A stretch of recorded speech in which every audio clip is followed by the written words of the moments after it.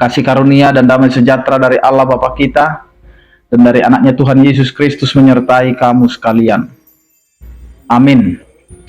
Bapak, Ibu, dan saudara-saudara yang dikasihi oleh Tuhan kita Yesus Kristus dimanapun kita berada, mengawali setiap aktivitas kita, marilah kita mendengarkan firman Tuhan yang tertulis dalam Mazmur 94 ayat 14. Demikianlah dikatakan, sebab Tuhan tidak akan membuang umatnya, dan miliknya sendiri tidak akan ditinggalkannya. Demikian firman Tuhan.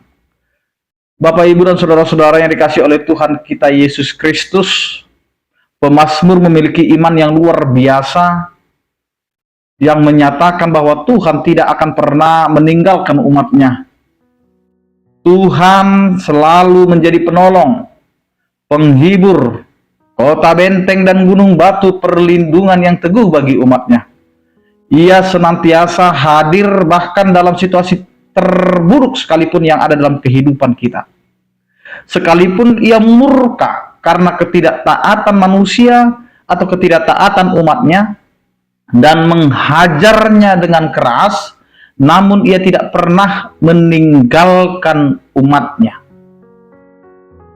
Inilah yang dinyatakan oleh pemazmur dalam firman Tuhan ini.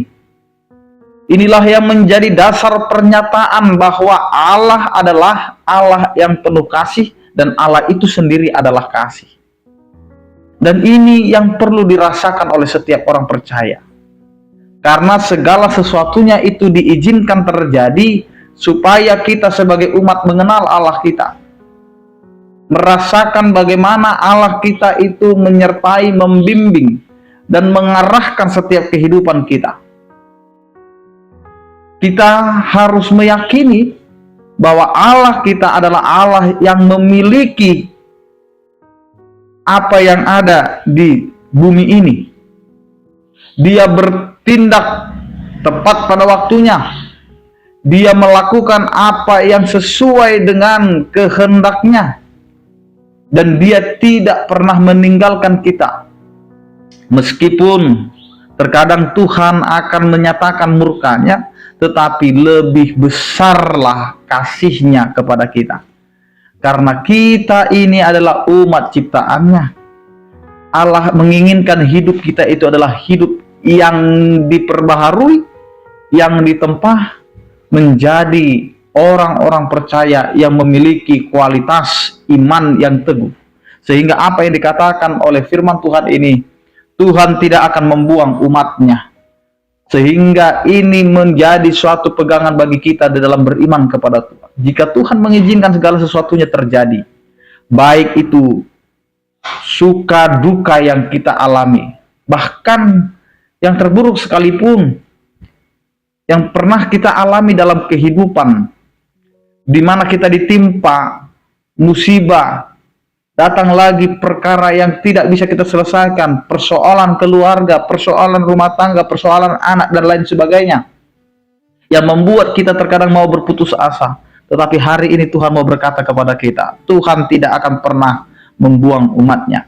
Yang kedua yang mau dikatakan, miliknya sendiri tidak akan ditinggalkannya. Kita ini milik Tuhan. Maka ketika kita mengenal Tuhan kita adalah sang pemilik kehidupan, maka firman Tuhan ini mau mengatakan secara jelas kepada kita, kita ini adalah miliknya sendiri. Maka Tuhan tidak akan pernah meninggalkan kita. Dia akan tetap setia untuk berada bersama dengan kita. Itu makanya dia selalu menjanjikan, aku akan menyertai engkau sampai dengan akhir zaman. Ini adalah peneguhan yang membuat kita bisa menjalani setiap kehidupan kita dengan mempercayakan hidup kita hanya kepada Tuhan. Tidak ada lagi yang bisa menghalangi kedekatan kita. Tidak ada lagi yang bisa menghalangi kasih Tuhan kepada kita. Apapun itu, penderitaankah,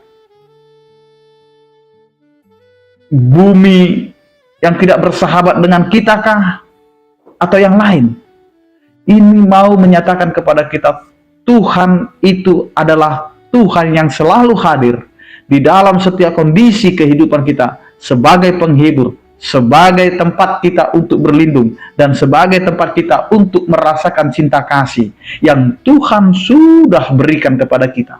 Sehingga sebagai orang percaya, hiduplah di dalam cinta kasih Allah.